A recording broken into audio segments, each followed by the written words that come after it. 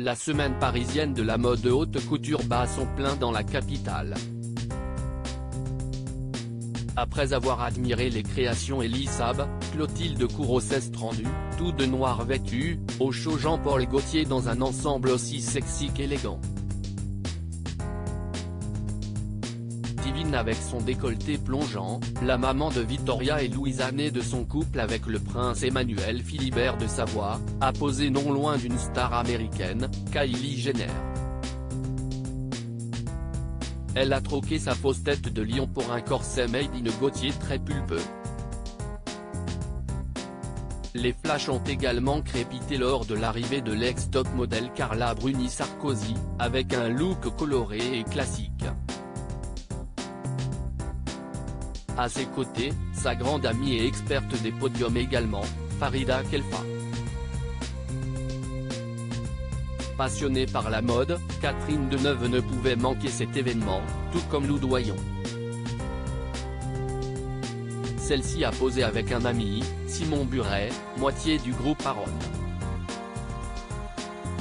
La maman de Marlowe et Laszlo, récemment vue chez Gucci, était très lookée avec son immense chapeau bleu pétrole et son tailleur blanc. Les créateurs Christian Louboutin et Olivier Roustin, la mannequin Lia Kebed et le photographe Junior étaient de la partie.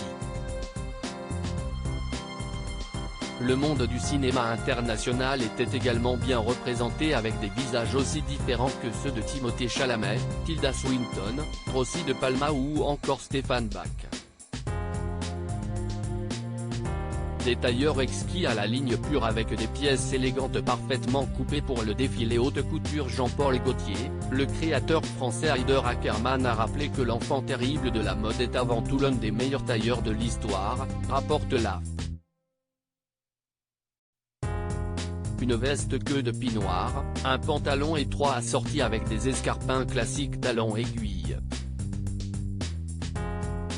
Si est le premier look qui résume cette collection faite par Ackermann, quatrième styliste invité depuis que Jean-Paul Gaultier a abandonné lui-même le métier en 2020.